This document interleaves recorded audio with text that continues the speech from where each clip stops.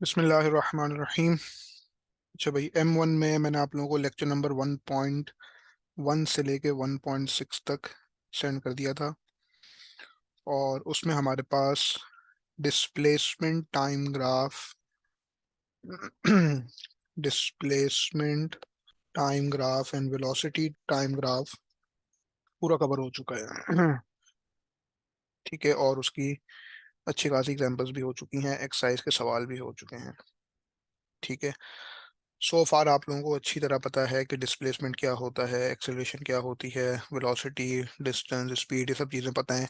Scalar quantities और vector quantities के बीच में फ़र्क भी पता है। और जो नेक्स्ट हम अपना कॉन्सेप्ट स्टार्ट कर रहे हैं, that is constant acceleration formula. Constant acceleration formula मतलब कि हम जो चीज़ सीखने वाले हैं, that is SUVAT equations, SUVAT equations.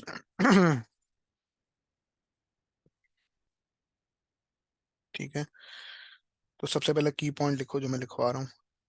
सबसे पहला की पॉइंट ये है कि when the motion of a body, when the motion of a body is being considered, when the motion of a body is being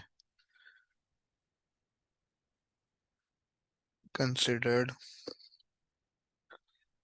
the conventional variables that we use, the conventional variables, the conventional variables that we use are, सबसे पहला जो variable हमारे पास होता है that is S, यानी कि displacement.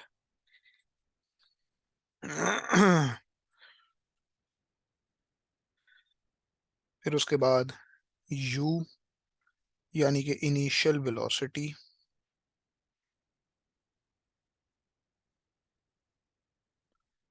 Initial velocity. फिर we, यानी कि फाइनल वेलोसिटी। Final velocity. फिर ए, यानी कि एक्सेलरेशन। और फिर टी, यानी कि टाइम। SUVAT। ठीक है ना, ये आपके पास क्वांटिटीज दी हुई हैं। अब ये जो SUV और A है ना, ये सारी आपके पास वेक्टर क्वांटिटीज हैं। This SUV and A, these are the vector quantities. और वेक्टर क्वांटिटीज और स्केलर क्वांटिटीज के बीच में आप लोगों को फर्क अच्छी तरह पता है।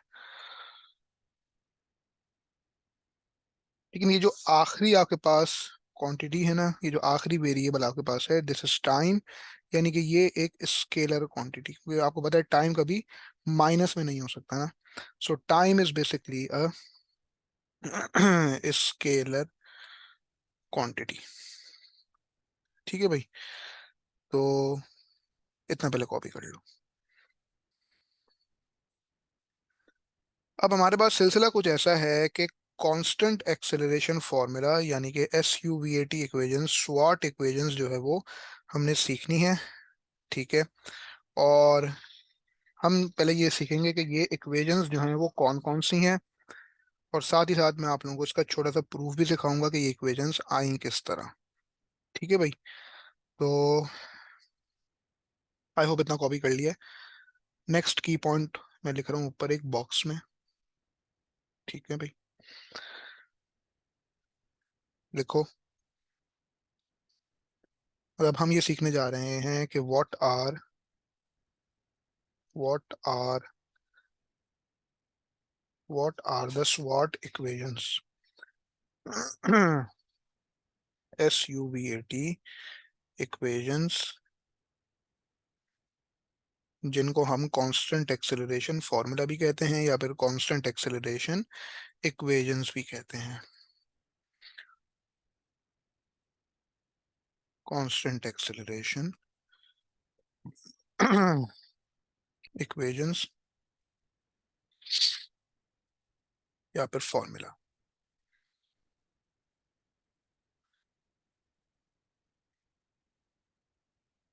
सो ये हमारे पास इक्वेशंस होती कितनी हैं total? These are total 5 equations. ठीक है, ये टोटल 5 इक्वेशंस होती हैं। सो लिखो द 5 इक्वेशंस फॉर मोशन, इनको इक्वेशंस फॉर मोशन भी कहा जाता है।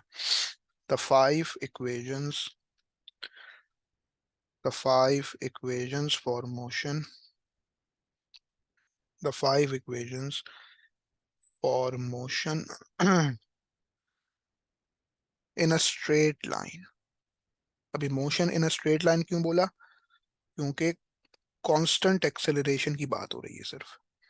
वेरिएबल एक्सेलरेशन जब आएगा वहां पे ये स्वॉट इक्वेशंस अप्लाई नहीं होती। ठीक है, the five equations for motion in a straight line are,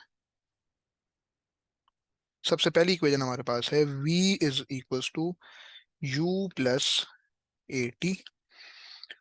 फिर उसके बाद हमारे पास एक इक्वेशन है v square is equals to u square plus 2as। फिर हमारे पास एक इक्वेशन है s is equals to half T multiply by you plus v. और फिर एक हमारे पास इक्वेशन है s is equals to U T plus half A T square. ये जो चार इक्वेशंस आपके पास है ना बेटा, ये आपको चारों पेपर में फॉर्मूला शीट में भी गिवन होंगी। these are given these are given in the formula sheet।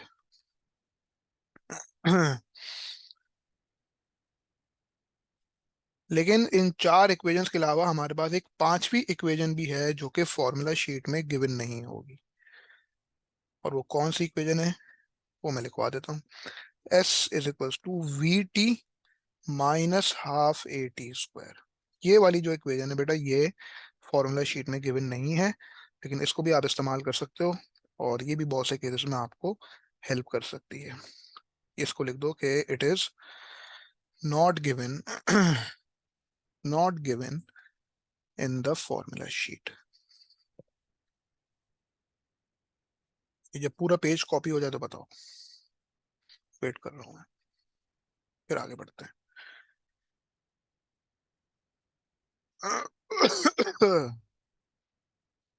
उसके बाद मैंने कुछ की पॉइंट्स लिखवाने हैं। इतना कर ले कॉपी बेटा पूरा। बताइए, सबसे पहली equation v is equal to you plus A t.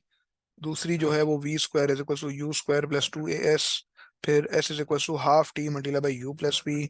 फिर s is equal to U T plus half A T square. ये चारों इक्वेशंस आपको फॉर्मूला शीट में दी हुई होंगी। बेहतर ये है कि इनको याद रखो। ठीक है, ये फिंगर टिप्स पे होनी चाहिए। और एक पांचवी इक्वेशन है बेटा, वो है s is equal to we T minus half A T square. ये फॉर्मूला शीट में गिवन नहीं होगी। अब जो की पॉइंट्स लिखवा रहा हूँ बेटा वो साथ साथ लिखते रहो। इस बॉक्स के अलावा सब कुछ इरेज कर रहा हूँ।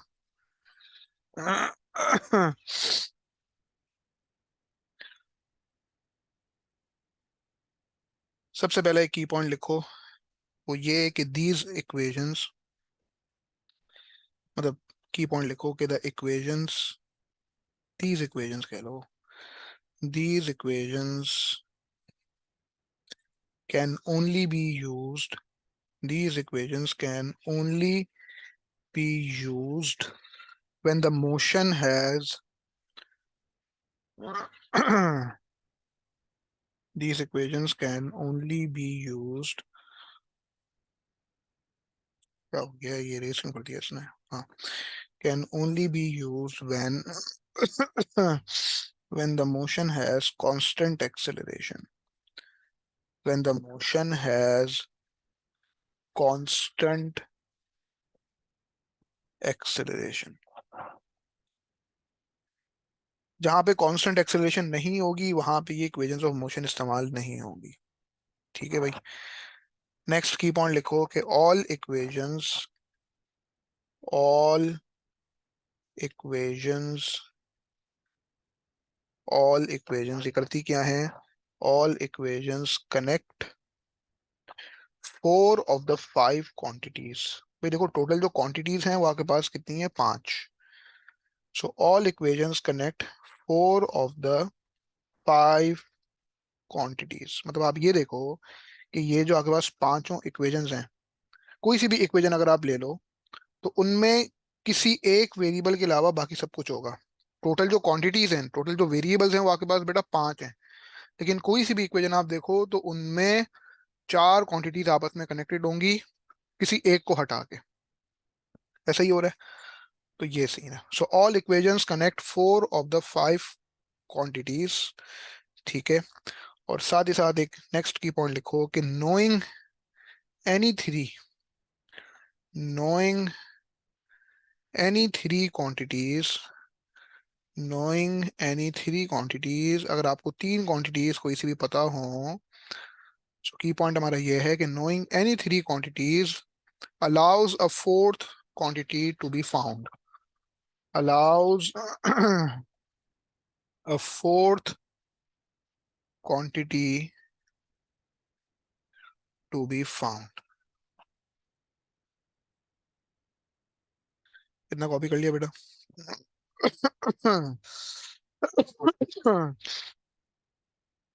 अब सिलसिला कुछ ऐसा है कि पहले हम ये देखते हैं कि ये इक्वेशन आपके पास आई किस तरह, इनका प्रूफ क्या है। वो अलग बात है कि आपसे प्रूफ पूछा नहीं जाएगा,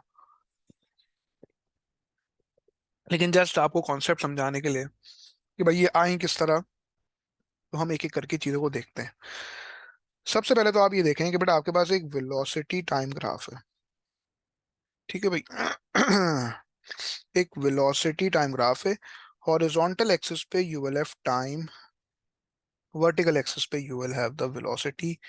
वेलोसिटी को मैं लिख देता हूँ मीटर पर सेकंड और टाइम इन सेकंड्स। ठीक है भाई। और ये आपका ओरिजिन है।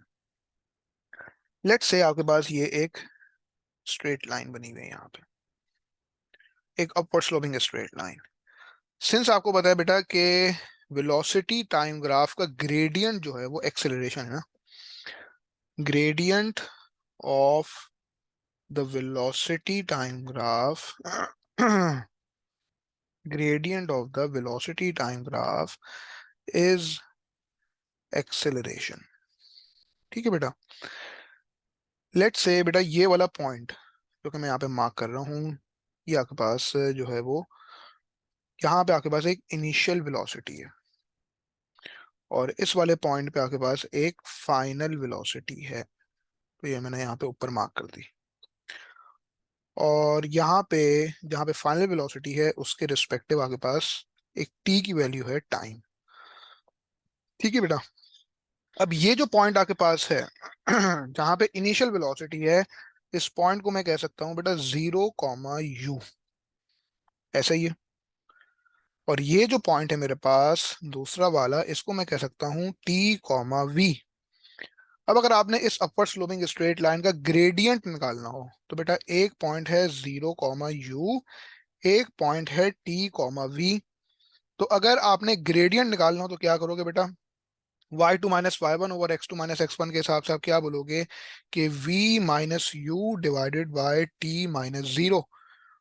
और वेलोसिटी टाइम ग्राफ का ग्रेडियंट जो है बेटा वो एक्सेलरेशन होता है।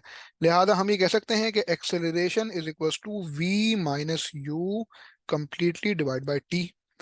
इसमें क्या करो, आप v को सब्जेक्ट ऑफ द इक्वेशन बना दो, यानी कि a T is equals to v - u। लिहाजा ये बात प्रूव हो गई कि v is equals to u+at। हमारे पास पहली इक्वेशन ऑफ मोशन आ गई। ये हमारी हो गई equation number 1। v is equals to u+at हमने किस तरह निकाला, gradient of the velocity time graph consider करते हुए। इस बात में कोई मसला बताइए। उसके बाद आप इस फैक्ट को देखो कि वेलोसिटी टाइम ग्राफ के अंडर का एरिया जो होता है बेटा वो आपके पास डिस्प्लेसमेंट होता है। एग्रीड। अब अगर मैंने एरिया अंडर द ग्राफ निकालना हो तो मैं क्या बोलूंगा कि भाई ये एरिया ऑफ दिस ट्रेपेजियम निकालो। ऐसा ही है। आपको इस बात का अच्छी तरह इल्म है कि बेटा एरिया ऑफ ट्रेपेजियम का फॉर्मूला क्या होता है? एरिया ऑफ ट्रेपेजियम का फॉर्मूला होता है half multiply by height multiply by sum of parallel sides, यानी कि half multiply by h multiply by P1 plus P2। तो इस ट्रेपेजियम की अगर आप बात करो, इस ट्रेपेजियम की अगर बात करो बेटा, तो एक पैरेलल साइड मेरे पास U है, एक पैरेलल साइड मेरे पास V है, और दो पैरेलल साइड्स के बीच में जो परपेंडिकुलर डिस्टेंस होता है वो हाइट ऑफ द ट्रेपेजियम होती है। और सिंस मुझे पता है कि area under the velocity time graph is the displacement, तो एरिया ऑफ ट्रेपेजियम की जगह मैं लिख दूंगा एस, यानी कि displacement. S is equal to half multiply by height. Height of this trapezium क्या है? टी है, यानी कि the perpendicular distance between the two parallel sides. So half multiply by t multiply by, एक पैरेलल साइड बेटा u है और दूसरी पैरेलल साइड वी है, तो half multiply by t multiply by you plus v. यानी कि हमारे पास एक ऐसी इक्वेशन आ गई जिसमें डिस्प्लेसमेंट इन्वॉल्व है, टी इन्वॉल्व है, यू इन्वॉल्व है, वी इन्वॉल्व है। क्या चीज इन्वॉल्व नहीं है? एक्सेलरेशन इन्वॉल्व नहीं है। ये समझो हमारे पास एक इक्वेशन नंबर 2 आ गई। इस बात में कोई मसला? अब हम क्या करेंगे, इन दो इक्वेशंस को इस्तेमाल करते हुए बाकी इक्वेशंस फॉर्म करेंगे। सो फार हमने देखा कि 5 इक्वेशंस ऑफ मोशन जो हैं उसमें से दो हमारे पास आ गई हैं। इस पॉइंट तक बेटा कोई मसला? बताइए, is this clear? Ali Imran, Ali Waraich, Ayesha, बताओ, इतना आ रहा है समझ में? अच्छा जी। अच्छा, ऊपर जो मैंने की पॉइंट लिखा हुआ था ना यहाँ पे, इसको मैं रेस कर रहा हूँ और मैं फर्दर वर्किंग ऊपर कर रहा हूँ। तो एक हमारे पास इक्वेशन नंबर 1 है v is equal to you plus A t, एक इक्वेशन नंबर 2 है s is equal to half T multiply by you plus v. ठीक है भाई। तो हम एक काम करते हैं यार, ऐसी इक्वेशन बनाने की कोशिश करते हैं जहां पे टी के अलावा, टाइम के अलावा हर चीज इन्वॉल्व हो, यानी कि एक्सेलरेशन भी इन्वॉल्व हो, इनिशियल वेलोसिटी भी इन्वॉल्व हो, फाइनल वेलोसिटी भी इन्वॉल्व हो, डिस्प्लेसमेंट भी इन्वॉल्व हो। तो मैं एक काम करता हूँ यार, कि मैं ना इक्वेशन नंबर 1 में ये जो टी है ना, इसमें मैं टी को सब्जेक्ट ऑफ द इक्वेशन बना देता हूँ। यानी कि इक्वेशन नंबर 1 जो मेरे पास है v is equal to you plus A T, तो मैं बोलूंगा कि भाई A T is equal to V minus U, यानी कि t is equal to V minus you completely divided by A. और मैं एक काम करता हूँ, इसको ना इक्वेशन नंबर 2 के अंदर पुट कर देता हूँ। इक्वेशन नंबर 2 क्या थी बेटा? s is equal to half T multiply by you plus v. तो t की जगह मैं एग्जैक्टली क्या लिख दूंगा? v minus you completely divided by a। So ये s is equal to half multiply by v minus you completely divide by a multiply by u plus v। सबसे पहले एक काम करते हैं कि ये 2a जो बेटा यहाँ पे लिखा हुआ है ना, इसको s से मल्टीप्लाई करा देते हैं। यानी कि 2as is equal to v minus u multiply by u plus v. अब बेटा सोचने वाली बात यह है कि आप u प्लस वी बोलो, u प्लस वी बोलो या v प्लस यू बोलो, बात तो एक ही है ना।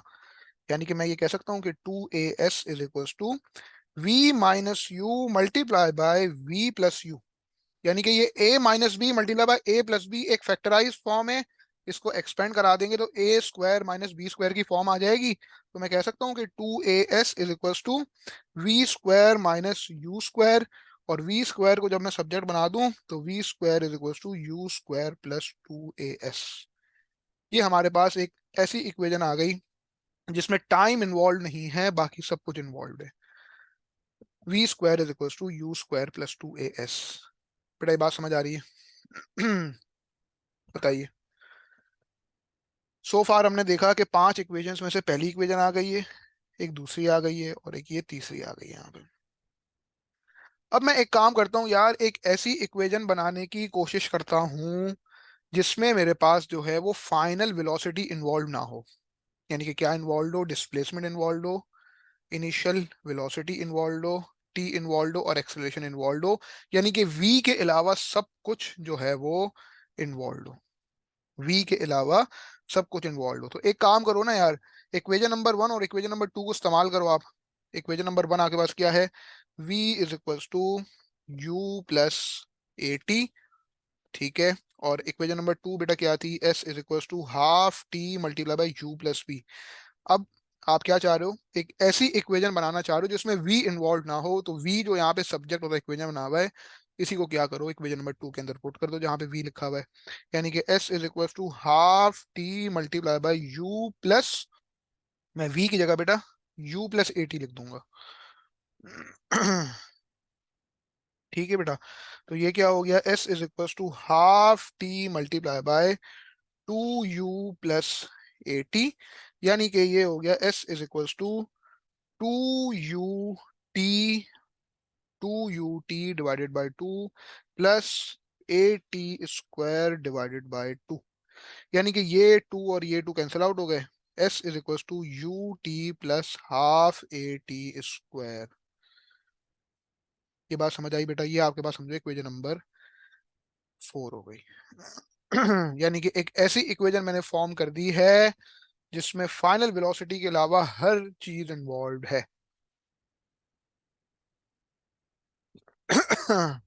इस बात में बेटा कोई इशू, बोलो। अब मैं एक ऐसी इक्वेशन बनाने जा रहा हूं जिसमें मेरे पास इनिशियल वेलोसिटी इन्वॉल्व ना हो, उसके अलावा तमाम चीजें इन्वॉल्व हो। मैं इनिशियल वेलोसिटी को इस्तेमाल करना नहीं चाह रहा, तो मैं एक काम करता हूँ ना, यही इक्वेशन नंबर 1 और इक्वेशन नंबर 2 को इस्तेमाल करता हूँ। और इक्वेशन नंबर 1 जो मेरे पास है, v is equal to you plus A t, इसमें मैं u को सब्जेक्ट बना लेता हूँ, u is equal to v minus a T हो जाएगा।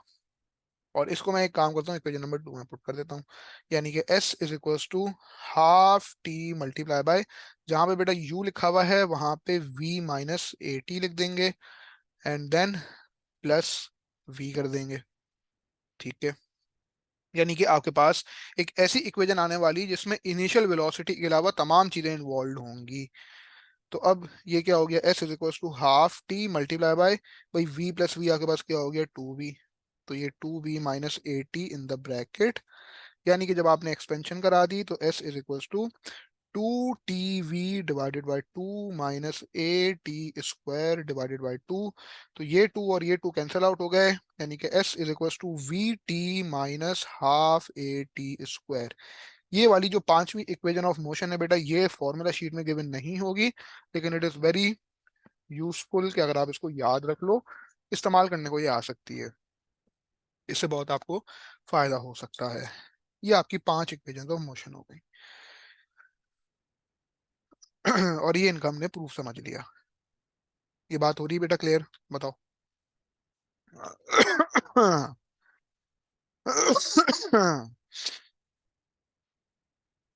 अब बेटा मुझे एक बात बताओ, ये जो मैंने यहाँ पे वेलोसिटी टाइम ग्राफ आपके सामने बनाया हुआ था, ये बेटा एक स्ट्रेट लाइन है ना, बेटा अगर ये स्ट्रेट लाइन ना होती, लेट्स से अगर ये कर्व होता, तो क्या हम रेडियंट इस तरह निकाल रहे होते, क्या हम डिस्प्लेसमेंट इस तरह निकाल रहे होते, बताओ।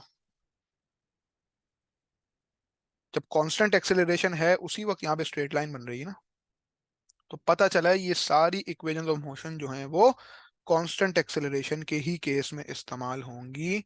वेरिएबल एक्सेलरेशन हमारा नेक्स्ट सब टॉपिक होगा, वहां पे कुछ और टेक्निक इस्तेमाल होती है।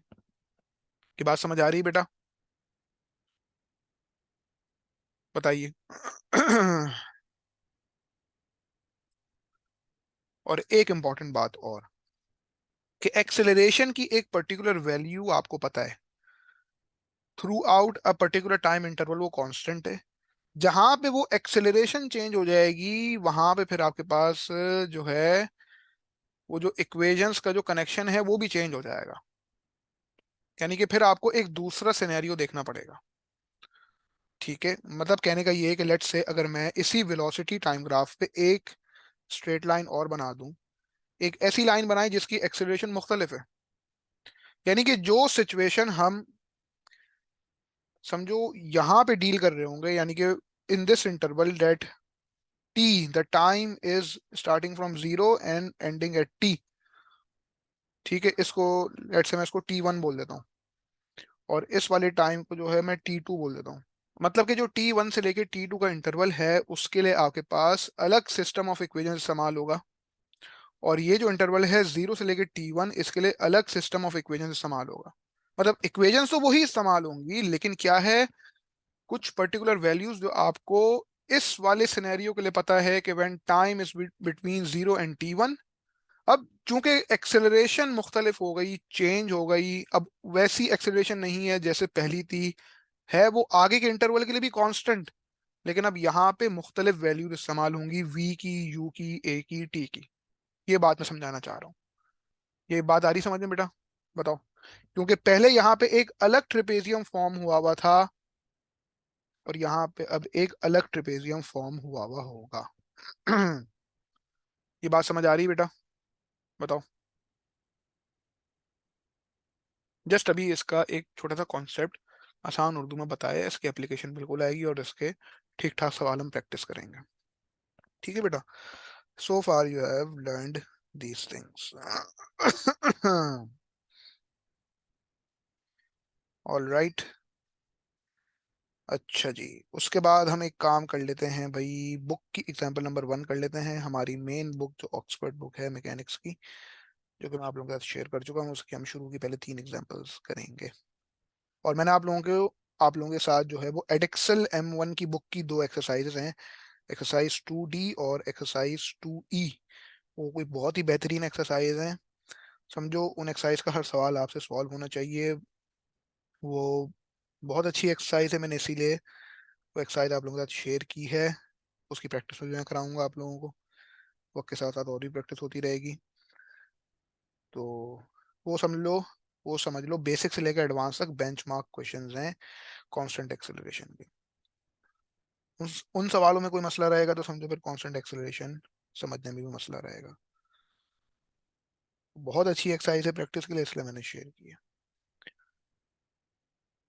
क्योंकि बेटा जब आपके पास पास पेपर का सवाल आएगा ना, वहां पे आपके पास कांस्टेंट एक्सेलरेशन भी मिक्स होगी, वेरिएबल एक्सेलरेशन भी मिक्स होगी। एक ही पार्ट के अंदर दो मुख्तलिफ तरह की सिचुएशंस होंगी, आपने उनको डील करना होगा। ठीक है? तो पहले कांस्टेंट एक्सेलरेशन पक्का करोगे अच्छी प्रैक्टिस के साथ, तो जाके वेरिएबल एक्सेलरेशन भी समझ में आएगा, और तो जाके फिर पास पेपर का कोई सा भी सवाल अटेम्प्ट हो सकेगा। तो मैं जरा ये मेन बुक जो हमारी ऑक्सफोर्ड की बुक है, उसकी शुरू की 3 एग्जांपल्स जरा मैं स्क्रीन पे ले आऊं। Just give me a minute.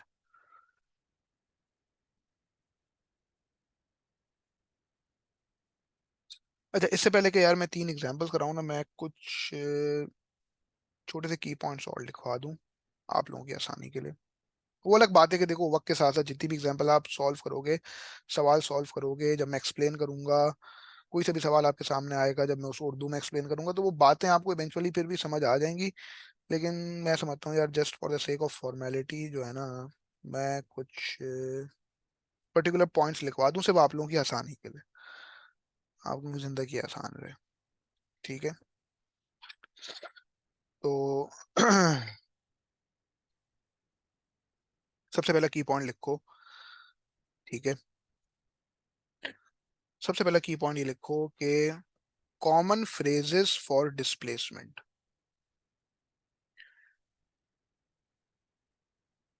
Common phrases for displacement.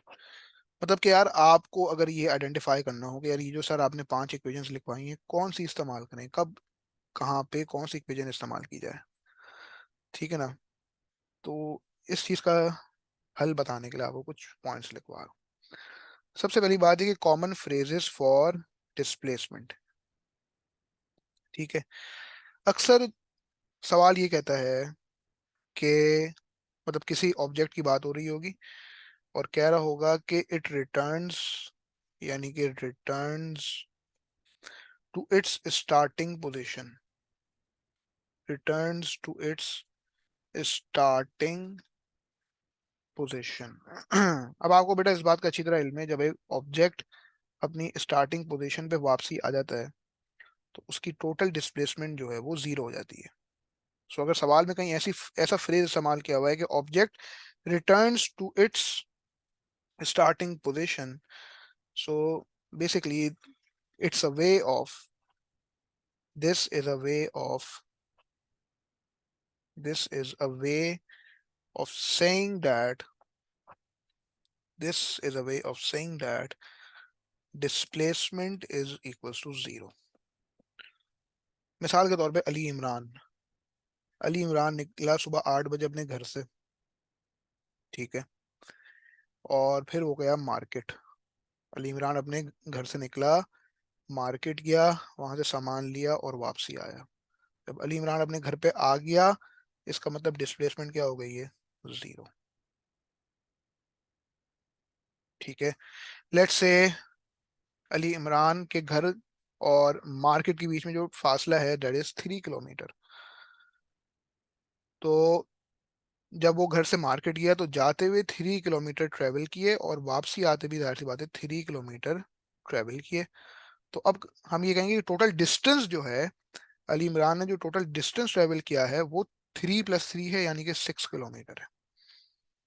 लेकिन जब अली इमरान वापसी अपने घर पे आ जाएगा, अपनी स्टार्टिंग पॉइंट पर आ जाएगा, स्टार्टिंग पोजीशन पे आ जाएगा, जहां से जर्नी स्टार्ट की थी वहां पे वापसी आ जाएगा, तो हम कहेंगे डिस्प्लेसमेंट जो है वो 0 के बराबर है। इस बात का आप लोगों को अच्छी तरह इल्म हो चुका होगा अगर आप लोगों ने लेक्चर नंबर 1.1 से लेके 1.6 तक कवर कर लिया है तो। इस बात से एग्री करते हैं बेटा? बताइए, इस बात में कोई इशू? Is is clear? ठीक है।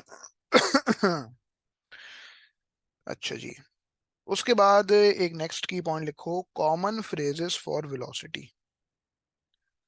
अच्छा, अब इसका मतलब ये नहीं है कि मैं ये जो आपको की पॉइंट्स लिखवा रहा हूँ सवाल में सिर्फ इसी तरह लिखा आएगा जिस तरह मैं बता रहा हूँ, ऐसा नहीं समझना ना भाई। ठीक है, मैं आपको कुछ पर्टिकुलर केसेस आप लोगों की आसानी के लिए बता रहा हूँ कि ऐसे जब चीजें लिखी हुई आएंगी तो हम इस तरह करेंगे। तो सवाल ने अगर कोई और फ्रेज इस्तेमाल कर लिया, आप कहोगे सर आपने तो बताया था कि ऐसे ही फ्रेजेस आएंगे खाली, तो ऐसा तो नहीं ना बेटा। एग्जामिनर पे लाइक एग्जामिनर को आप किसी हद तक रिस्ट्रिक्ट तो नहीं कर सकते ना, किसी भी हद तक कि वो आपको एक ही तरह की चीज लिख के देगा। ठीक है ना बेटा? तो एक हमारे पास फ्रेज है, कॉमन फ्रेज फॉर वेलोसिटी के, इनिशियली एट रेस्ट। अक्सर और बेशर सवाल कहता है कि यार एक पर्टिकुलर ऑब्जेक्ट है, इनिशियली एट रेस्ट। तो इनिशियली एट रेस्ट का मतलब क्या होगा कि आपके पास जो है initial velocity is equals to 0, यानी कि u इज इक्वल्स टू 0। ये बात समझ आ रही है? अक्सर और बेशतर सवाल कुछ ऐसी बातें करता है कि यार object is stationary, object is stationary. तो हम कहेंगे कि उसकी स्पीड या फिर उसकी वेलोसिटी इज इक्वल्स टू 0। ठीक है, और अगर ये कहते कि इनिशियली ऑब्जेक्ट इज स्टेशनरी, तो इनिशियली अगर बोल दे, मतलब इसी तरह की कंडीशन हो, इनिशियली ऑब्जेक्ट इज स्टेशनरी। ठीक है, तो इनिशियली ऑब्जेक्ट इज स्टेशनरी का मतलब भी u इज इक्वल्स टू 0 हो जाएगा। अक्सर और बेशतर सवाल कुछ ऐसी बातें कर देता है कि an object comes to rest, object rest पर आया।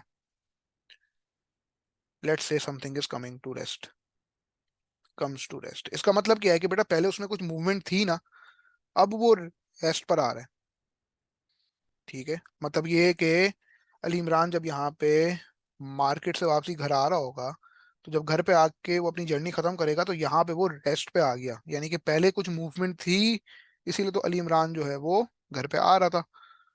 तो जब एक ऑब्जेक्ट आपके पास when it comes to rest, so it is a way of saying that के final velocity is equals to 0। मतलब कम्स टू रेस्ट का मतलब यहाँ पे एक पर्टिकुलर पॉइंट पे आके उसकी जर्नी खत्म हो गई, final velocity is equals to 0। फिर उसके बाद कुछ कॉमन फ्रेजेस होते हैं एक्सेलरेशन के। वो से मैं भी यहाँ पे लिखवा रहा हूँ, इस वाले पर्टिकुलर फ्रेज को हम बाद में कवर करेंगे। ठीक है, कॉमन फ्रेजेस फॉर एक्सेलरेशन, वो क्या है कि लेट्स से कहता है कि भाई एन ऑब्जेक्ट फॉल्स फ्रीली। अभी जो फॉल्स फ्रीली होता है ना, ये होता है under the motion of gravity. Object falls freely, ये होता है under the motion of gravity. यानी कि हम एक पर्टिकुलर लर्निंग आउटकम पढ़ेंगे आगे, that is the vertical motion under the gravity. ठीक है ना, जब वो vertical motion under the gravity आएगा तो वहां पे आपको पता चलेगा कि एक्सेलरेशन की वैल्यू प्लस माइनस जी होती है। यानी कि अकॉर्डिंग टू सीआई कोर्स हम कहते हैं acceleration is equal to +-10 metre पर सेकंड स्क्वायर। ये होती है acceleration due to gravity. SI में यूज होता है 10 मीटर पर सेकंड स्क्वायर। एडिक्सल में जो है वो 9.8 यूज होता है। एडिक्सल में 9.8 होता है यूज। आप लोग क्या इस्तेमाल करेंगे? +-10। जब वर्टिकल मोशन अंडर ग्रेविटी आएगा तो वहां पे जाके हम इसकी डिटेल जो है पूरी कवर करेंगे। मैं पूरा अच्छी तरह एक्सप्लेन करूंगा कि वर्टिकल मोशन अंडर ग्रेविटी क्या होता है। ठीक है। और जब आपके पास पास पेपर्स में कुछ ऐसे सवाल आ जाएंगे ना जहाँ पे काइनेमेटिक्स और फोर्सेस का कॉम्बिनेशन आ जाएगा, यानी कि जहाँ पे फोर्सेस भी इस्तेमाल हो रही हैं, ठीक है, तो जब फोर्सेस का जो हम चैप्टर पढ़ेंगे आगे वाला, तो कुछ सवाल आपके पास ऐसे भी आएंगे जहाँ पे फोर्सेस भी इन्वॉल्व है, काइनेमेटिक्स भी इन्वॉल्व है। तो जस्ट एक की पॉइंट लिखवा रहा हूँ कि sometimes you will need to use sometimes you will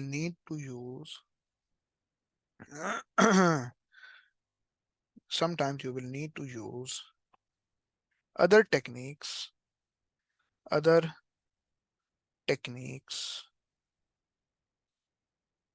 such as Newton's laws of motion, such as Newton's laws of motion to find acceleration। Detail में ये बातें बाद में कवर होंगी, सिर्फ अभी लिख लो Newton's laws of motion to find the acceleration. चलो बेटा आवाज आ रही है?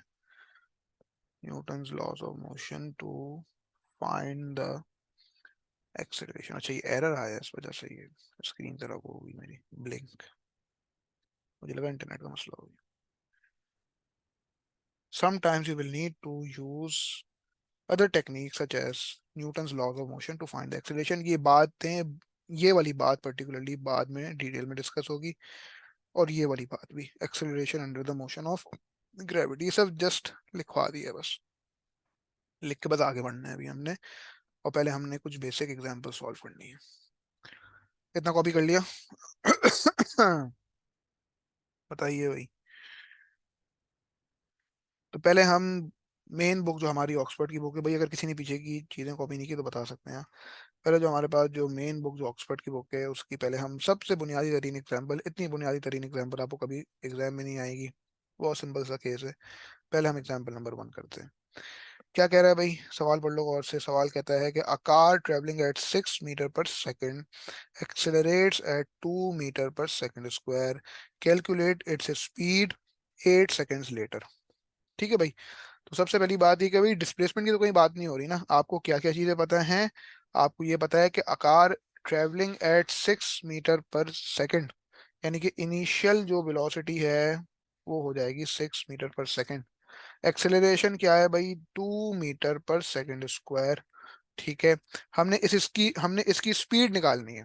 अब ये स्पीड की बात क्यों कर रहा है? क्योंकि इस केस के अंदर जो है वो स्पीड और वेलोसिटी को बिल्कुल सेम कंसिडर किया गया है। यानी कि हमने v की वैल्यू निकालनी है। v हमें निकालना है कब? 8 सेकंड्स बाद, यानी कि t is equal to 8 seconds. तो यहाँ पे जो भी इंफॉर्मेशन अवेलेबल है उसमें कहीं डिस्प्लेसमेंट इन्वॉल्व नहीं है, तो इसका मतलब s इज नॉट रिक्वायर्ड। यानी कि ऐसी इक्वेशन यूज कर लेंगे जो कि v u a और t को कनेक्ट कर दिए, यानी कि v is equal to u plus A T. तो v is equal to u plus A t, यानी कि v is equal to 6 + 2 times 8। इस बात में कोई मसला भाई? 8 टाइम्स 2 16 हो गया, 16 + 6 22, यानी कि v is equal to 22 metre पर सेकेंड। 8 सेकंड बाद उसकी स्पीड जो है वो आपके पास 22 है। इस बात में कोई इशू? बताओ जल्दी से, कितना कर ले कॉपी? ये बहुत ही कोई बेसिक एग्जांपल। उसके बाद हम देखते हैं एग्जांपल नंबर 2। एग्जाम्पल नंबर 2 कहती है जनाब, एग्जाम्पल नंबर 2 कहती है कि a car initially travelling at 8 metre पर second accelerates at a constant rate of 3 meter per second square until it is traveling at 17 meter per second. Find the distance traveled while accelerating. अब आपने जो कि distance निकालना है तो s तो वही इन्वॉल्व करना पड़ेगा और ये s अननोन है। s आपके पास जो है वो अननोन है। इनिशियली ट्रेवलिंग एट 8 मीटर पर सेकंड स्क्वायर, यानी कि हम कह देंगे इनिशियल वेलोसिटी जो है वो 8 मीटर पर सेकंड है। एक्सेलरेशन जो है वो आपके पास 3 मीटर पर सेकंड स्क्वायर है। Until it is travelling at a 17 metre पर सेकंड, यानी कि फाइनल स्पीड फाइनल वेलोसिटी आपके पास 17 मीटर पर सेकंड है, यानी कि v की वैल्यू आपके पास 17 है। तो क्या निकालना है? You need to find the distance travelled. ऐसी इक्वेशन यूज कर लो जहां पे जब t इन्वॉल्व ना हो, क्योंकि t हमें यहाँ पे पता नहीं है अभी। तो हम वो एक अलग बात है कि पार्ट बी में हमसे इन्होंने t पूछा है, लेकिन हम एक ऐसी इक्वेशन यूज कर लेंगे जहां पे आपके पास t के अलावा बाकी चार क्वांटिटीज इन्वॉल्व हो, यानी कि v square is equal to u square plus 2as, यानी कि 17 square is equal to 8 square plus 2 times acceleration कितनी है भाई? 3 है।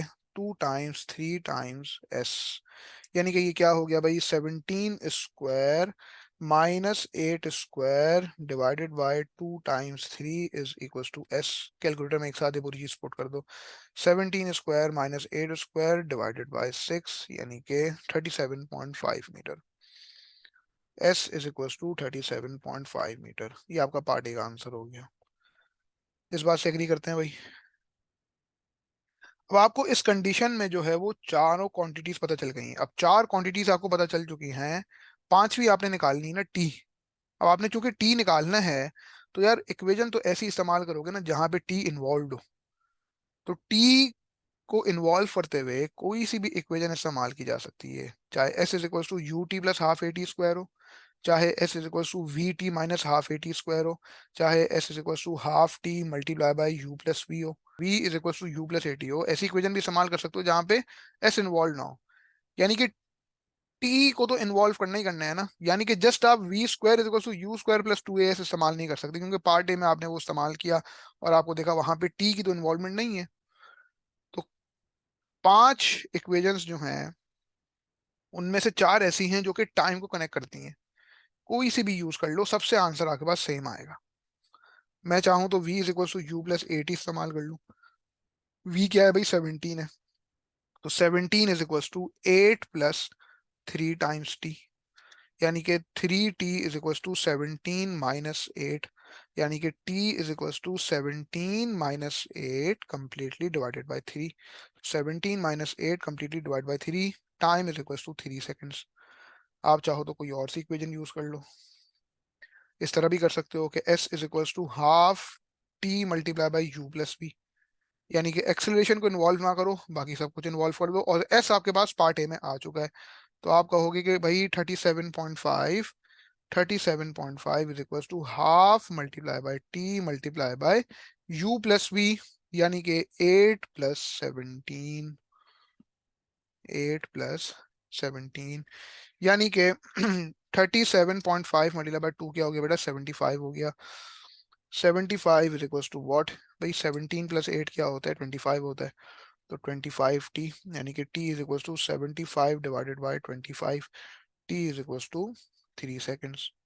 इससे भी हमारे पास वही t की सेम वैल्यू आ रही है। आप चाहो तो s is equal to U T plus half A T square use कर लो। भाई रिक्वायरमेंट हमारी कंप्लीट हो चुकी है, आंसर आ चुका है। ये सिर्फ आप लोगों को डिटेल में एक्सप्लेन कराने के लिए ऑल्टरनेटिव वेज लिखवा रहा हूँ। s is equal to U T plus half A T square use कर लो, ठीक है। यानी कि 37.5 is equal to what? u क्या है भाई? 8 है।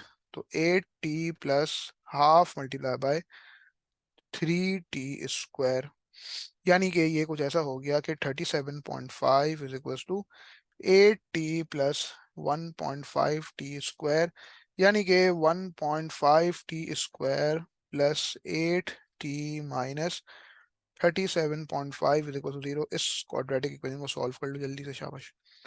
t is equal to -8 plus minus under root of 8 square minus 4 times 1.5 times minus 37.5, ठीक है, and then completely divided by 2 times 1.5।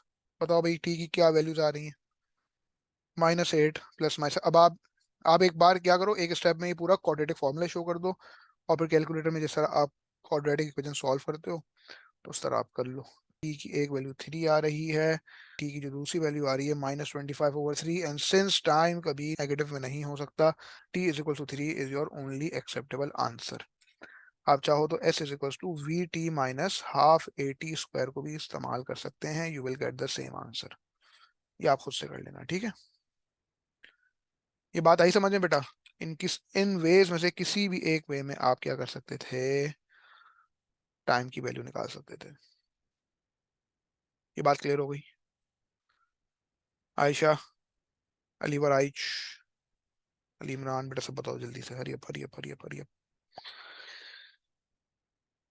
इतना कर लिया कॉपी, आगे बढ़ूं? ठीक है, उसके बाद एग्जाम्पल नंबर 3 देख लेते हैं हम। एग्जाम्पल नंबर 3 जरा गौर से पढ़ लो, क्या कह रहा है भाई। According to driving guidelines the minimum braking distance for a car travelling at 20 metre पर second is 30 metre. Find the deceleration of the car. और फिर पार्ट भी कहता है कि the time it would take for the car to stop. अब इन्होंने यहाँ पे एक नोट दिया हुआ है कि braking distance is a distance a car travels from the point where it brakes are applied to the point where it comes to a complete stop. क्या बात है यार, हमें तो जैसे पता ही नहीं था। वो बड़ी कोई सिंपल सी बात है भाई। ठीक है, लेट्स से यहाँ के पास है सिग्नल, ठीक है भाई, और यहाँ पे आपकी कार है। मिसाल के तौर पे अली इमरान चला रहा है ये गाड़ी, तो इस सिग्नल पे लिखा हुआ था कि भाई स्टॉप, और इसमें इन्होंने यहाँ पे लिखा हुआ था कि मिनिमम ब्रेकिंग डिस्टेंस जो है वो आपके पास 30 मीटर है, लेट से जस्ट एज एन एग्जांपल बात कर रहा हूँ। और अली इमरान जो है, लेट से अभी इसकी गाड़ी जो है यहाँ से स्टॉप वाले सिग्नल से 55 मीटर दूर है। तो अली इमरान की गाड़ी जैसे ही 30 मीटर दूर रहेगी सिग्नल से, तो अब ये मिनिमम ब्रेकिंग डिस्टेंस हो जाएगा, यानी कि अब अली इमरान को हर हाल में जो है ना वो ब्रेक अप्लाई कर देना चाहिए, नहीं करेगा तो वो सीधा अस्पताल में होगा, अल्लाह ना करे। ठीक है ना भाई, तो मतलब ऑब्वियस सी बात है, अकल इस बात का तकाजा करती है कि जब आप 30 मीटर दूर हो इस स्टॉप से, ठीक है ना, तो अब आपको ब्रेक लगा देना चाहिए। जस्ट एज एन एग्जाम्पल बात कर, बहरहाल मतलब है बड़ी कुछ सिंपल सी बात, जिसकी एक्सप्लेनेशन देना बनती भी नहीं थी, जस्ट आप ये पढ़ के आपको अंदाजा हो जाएगा। तो कहता है भाई, according to driving guidelines the minimum braking distance for a car travelling at 20 metre पर सेकेंड इज 30 मीटर। तो find the deceleration of the car. यानी कि यूं समझो कि भाई सिलसिला कुछ ऐसा है कि यहाँ पे है कार, ठीक है, जैसे ही स्टॉप के सिग्नल से आप 30 मीटर दूर हो, ये आपके पास स्टॉप का सिग्नल है, आप जब 30 मीटर दूर हो तो आपने ब्रेक अप्लाई किया। तो ब्रेक अप्लाई आपने जिस लम्हे किया है, जिस लम्हे, जिस मोमेंट, जिस इंस्टेंट पे आपने ब्रेक अप्लाई किया है, अब स्टॉप के सिग्नल तक आते हुए कितना डिस्टेंस ट्रेवल करोगे, 30 मीटर का। तो s is equal to 30 metre, ठीक है। जिस लम्हे आपने ब्रेक अप्लाई किया है उस वक्त आपकी स्पीड क्या थी, कितनी स्पीड पे ट्रेवल कर रहे थे भाई, 20 मीटर पर सेकेंड की स्पीड पे ट्रेवल कर रहे थे। और जिस लम्हे आप ब्रेक अप्लाई करोगे उसके बाद गाड़ी आपकी स्लो डाउन होना शुरू होगी, और जब स्टॉप के साइन पर आओगे तो फाइनल स्पीड आपकी जीरो हो जाएगी, यानी कि final velocity will be equal to zero. तो भाई क्या है डिसेलरेशन ये पूछ रहा है ना, तो पहले आप क्या करोगे, एक्सेलरेशन की वैल्यू निकालोगे। यानी कि ऐसा कुछ इस्तेमाल करना है जहां पे टी इन्वॉल्व ना हो, यानी कि v² is equal to u² + 2a, ऐसा आपको अच्छी तरह पता है। उन 5 इक्वेशंस में से खाली एक ही इक्वेशन ऐसी है जहाँ पे टाइम इन्वॉल्व नहीं होता, और वो क्या है, v² is equal to u² + 2as। ये बात समझ आ रही है भाई? ठीक है, यानी कि 0² is equal to what, 20² + 2 times acceleration भाई अननोन है तो a अननोन है, और s क्या है, 30। यानी कि ये आपके पास हो जाएगा क्या हो जाएगा देखो जरा, 0 इज इक्वल टू व्हाट, 20 का स्क्वायर क्या हो गया आपके पास, 20 का स्क्वायर हो गया 400, 0 is equal to 400 plus what, 30 × 2 आपके पास 60 हो गया, यानी कि 60a। जाहिर सी बात है भाई, एक्सेलरेशन की एक ऐसी वैल्यू आएगी which will be less than zero, इसीलिए तो मांग रहा है डिसेलरेशन ऑफ द कार। क्योंकि इनिशियल स्पीड आपकी 20 है, जब रेस्ट पर आओगे तो v will be equal to 0, final speed will be 0। इस पूरी जर्नी में क्या हुआ है, कार आपकी स्लो डाउन हुई है और वो रेस्ट पर आई है, लिहाजा 60 is equal to -400, a is equal to -400 divided by 60।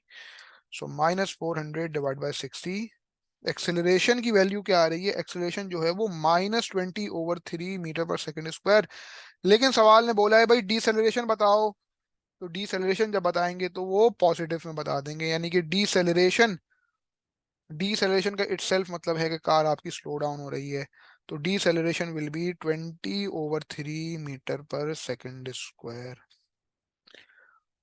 और ये जो एक्सेलरेशन की वैल्यू है ये एक डीसेलरेशन की वैल्यू है। ये बात समझ आ रही है। लेक्चर आप लोगों के साथ शेयर किया था, आई होप आप लोगों ने वो कवर कर लिया है, जिसके आखिर के आधे पौने घंटे में मैंने डिटेल में बात डिस्कस की है कि डीसेलरेशन वर्सेस नेगेटिव एक्सेलरेशन। बताइए भाई, ये कर लिया कवर आप लोगों ने? याद है ना, याद? जो जो लिखवाया है मैंने उस वाले लेक्चर में ये सब किया है अपने पास कॉपी? बहुत इंपॉर्टेंट चीजें हैं। यानी कि जब भी आपके पास एक्सेलरेशन की कोई ऐसी वैल्यू आ रही है जो which is less than zero, which is less than zero, तो लाजमी नहीं है कि हर बार वो डीसेलरेशन ही कहेंगे उसको। ठीक है, कभी कभार वो डीसेलरेशन होगी और कभी कभार वो डीसेलरेशन नहीं होगी। तो डीसेलरेशन वर्सेस नेगेटिव एक्सेलरेशन का जो लेक्चर है उसमें ये सारी बातें डिटेल में डिस्कस हुई हुई हैं, और उसके मैंने सारे केसेस भी लिखवा दिए हैं, उनकी एप्लीकेशन जो है वो सवालों में आएगी। तो हम क्या बोलेंगे कि डीसेलरेशन इज 20/3 मीटर पर सेकंड स्क्वायर। इसको डीसेलरेशन भी कह सकते हैं, इसको रिटार्डेशन भी कह सकते हैं, रिटार्डेशन भी कह सकते हैं, यानी कि 20/3 मीटर पर सेकंड स्क्वायर। ठीक है भाई, लेकिन बेहतर ये है कि वो टर्म इस्तेमाल करो जो कि सवाल पूछ रहे हैं। ठीक है। पार्ट भी कह रहा है भाई, पार्ट भी कह रहा है कि the time it would take for the car to stop, कितनी देर लगेगी कार को रुकने में। टी निकालना है तो आप कोई सी भी इक्वेशन ऐसी यूज कर सकते हो जिसमें टी इन्वॉल्व है। मैं जो है वो s is equals to half T multiply by u plus v इस्तेमाल कर रहा हूँ। आप चाहो तो v is equals to you plus A t use कर लो। यानी कि 30 is equals to half multiply by t by t क्या है, टी तो निकालना है ना, तो टी अननोन है। और u प्लस वी, यानी कि जिस लम्हे आपने ब्रेक अप्लाई किया था उस वक्त आपकी स्पीड जो थी वो 20 मीटर पर सेकेंड थी, और जब आप स्टॉप के सिग्नल पे आ गए तो फाइनल स्पीड आपकी 0 हो गई। यानी कि 60 इज इक्वल्स टू 20 टी हो जाएगा, यानी कि t is equals to 60 divided by 20, यानी कि t is equals to 3 seconds. तो मसला यहाँ तक भाई, 3 सेकंड में गाड़ी स्टॉप। क्लियर हो गया भाई? बताइए। यहाँ तक क्लियर हो रहा है? उसके बाद आप लोगों के साथ जो मैंने एडिक्सल वाली एक्सरसाइज शेयर की है, एक्सरसाइज 2D और 2E, मैं 2D के कुछ सवाल आप लोगों को करा दूं।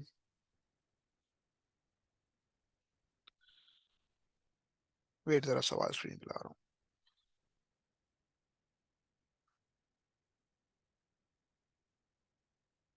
एक दो एग्जांपल आपको मैं पहले करने को देता हूँ। अब तक जो चीजें बेटा सिखाई गई हैं उसके हिसाब से ये हो जाना चाहिए जो मैं सवाल स्क्रीन पे लेके आने वाला हूँ।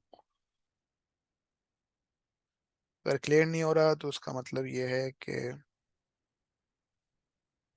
आप लोगों को समझ नहीं आया। पता चल जाए क्लास में किसकी अटेंशन थी और किसकी नहीं थी। ठीक है, एक लेट से मैं कोई सवाल लेके आता हूँ 2D का, क्वेश्चन नंबर 1।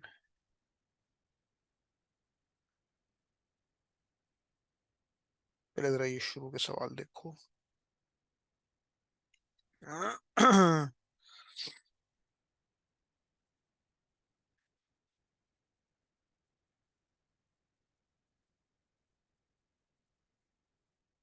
जल्दी से जरा ये एक्सरसाइज 2D का जो है अपने पास लिख लो कि international A level Edexcel M1, IEL Edexcel M1 book, exercise 2D। इसका करो बेटा क्वेश्चन नंबर 1, सुकून से अटेम्प्ट करो। और फिर मुझे इसका आंसर बताओ। और फिर उसके बाद जब क्वेश्चन नंबर 1 हो जाए बेटा तो क्वेश्चन नंबर 2 भी करो। ये 1 और 2 करो, मैं पूछ रहा हूँ, थोड़ी देर में डिस्कस करते हैं हम, फिर आगे बढ़ते हैं। ठीक है, take your time to attempt this. Recording pause कर लो।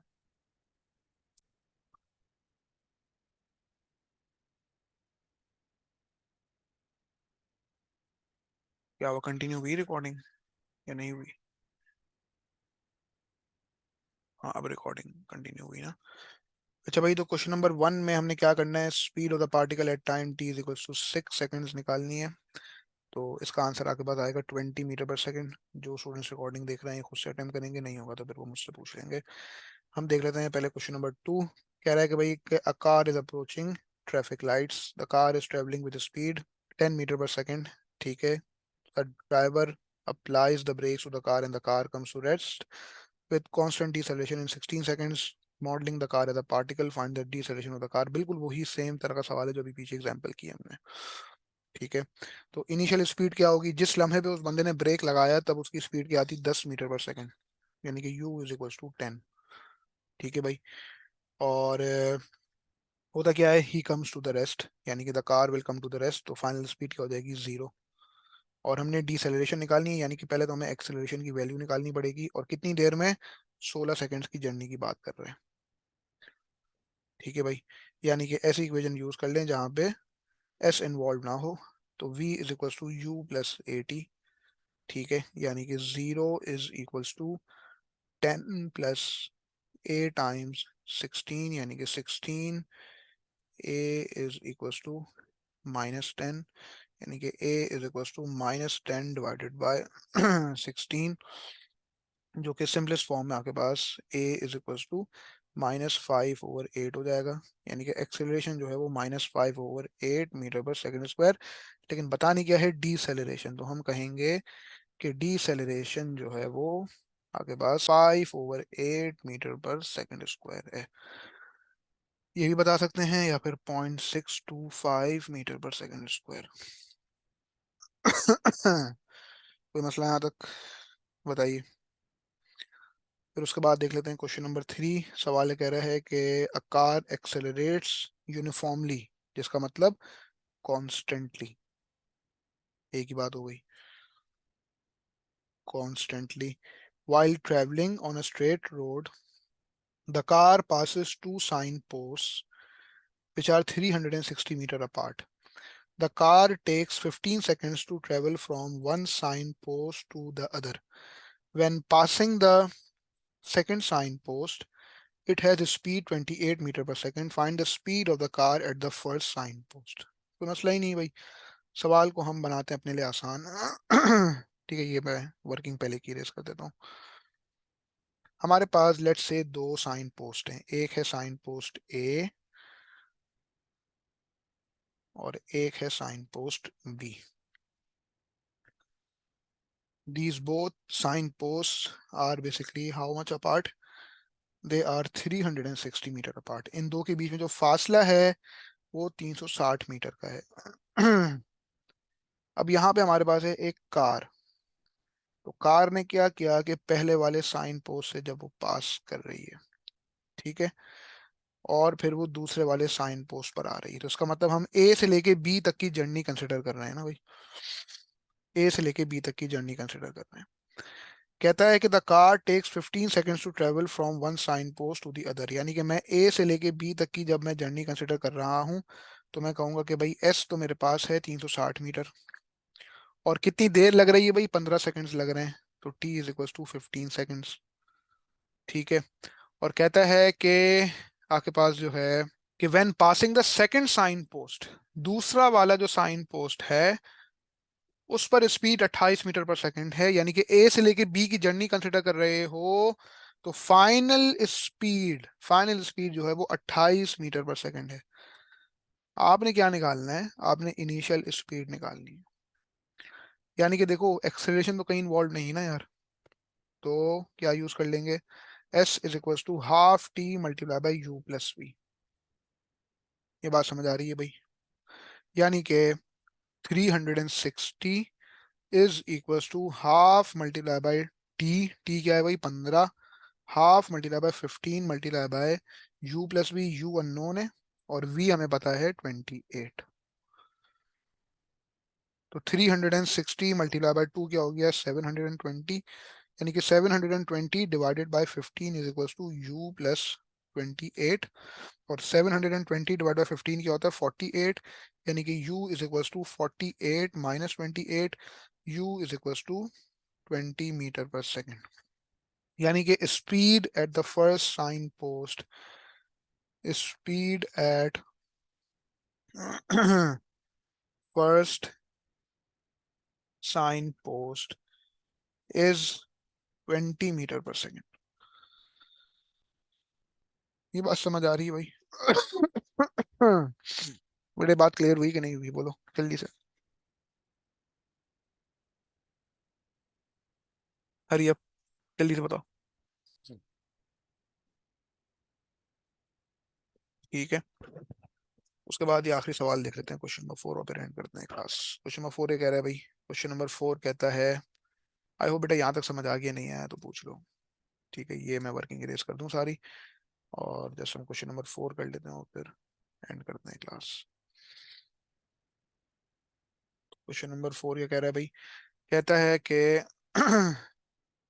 क्या हुई, स्क्रीन क्यों हैंग हो गई? स्क्रीन पे सिर्फ शो हो रहा है क्वेश्चन नंबर 4, पिक्चर तो मैंने हटा दी थी वो वाली। ये पिक्चर अभी तक क्यों रुकी हुई है स्क्रीन पे, तो मैंने हटा दी थी। क्या हो गया, ऐप का ग्लिच? रुको यार, इस पेज पे कर लेता हूँ। यार पिक्चर को जब हटा रहा हूँ उसके बाद भी वो लगी हुई है। रुको एक मिनट, इसको स्क्रीन को लोड करता हूँ फिर से। ऐप का कोई ग्लिच होगा। इसको इरेज कर दिया और जस्ट क्वेश्चन नंबर 4 ले आता हूँ स्क्रीन पे। शो हो रहा है क्वेश्चन नंबर 4? सवाल है, कह रहा है भाई, a cyclist is moving along a straight road from a to b with constant acceleration 0.5 meter per second square. Her speed at point A is 3 meter per second and it takes her 12 seconds to cycle from A to B. Find her speed at B. कोई मसला ही नहीं है यार। ठीक है, आगे बात जो है ए से लेके बी तक की जर्नी है। एक पॉइंट ए है और एक पॉइंट बी है। एक खातून क्या करती हैं, ए से लेके बी तक करती हैं साइकिलिंग।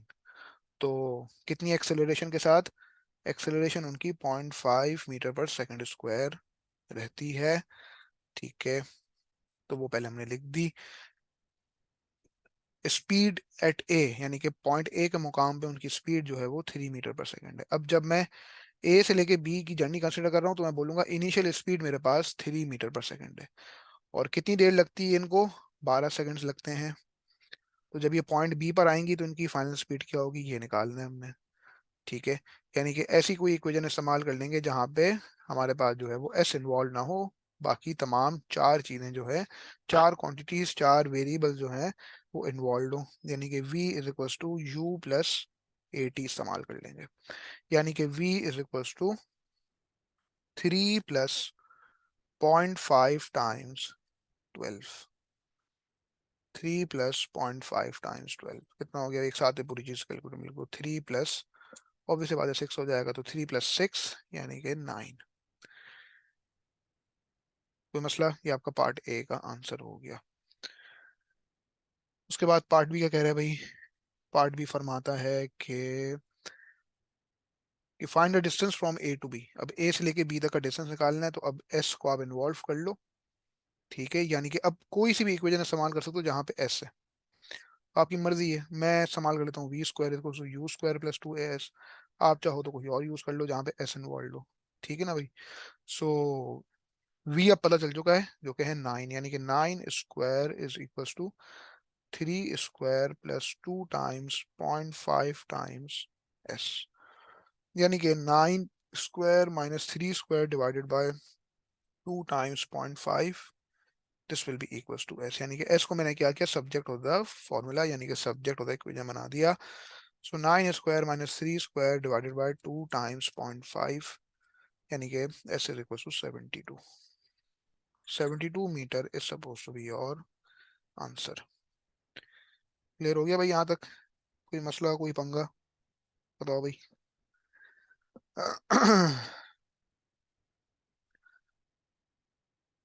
इसका मैं होमवर्क भी दे दूं। होमवर्क में दे देता हूँ इसी एक्सरसाइज का। ठीक है, क्वेश्चन नंबर 5 और 6 जो बेटा होमवर्क है, ठीक है। अल्लाह हाफिज। Question number 5 and question number 6 is homework of this exercise 2D। और इस एक्सरसाइज की मैंने वो अलग से फाइल भी सेंड कर दी है, और उसके मैंने आंसर्स भी सेंड कर दिए, वहां से आप कंपेयर कर सकते हो। यानी कि वो बेसिकली पूरा आपके पास आंसर बैंक है, यानी कि जिस तरह सवाल सॉल्व हुए हैं वो पूरे पूरे सॉल्व किए हैं उसमें। सॉल्यूशन बैंक, यानी कि exercise 2D question number 5 and question number 6 is homework. Allah Hafiz.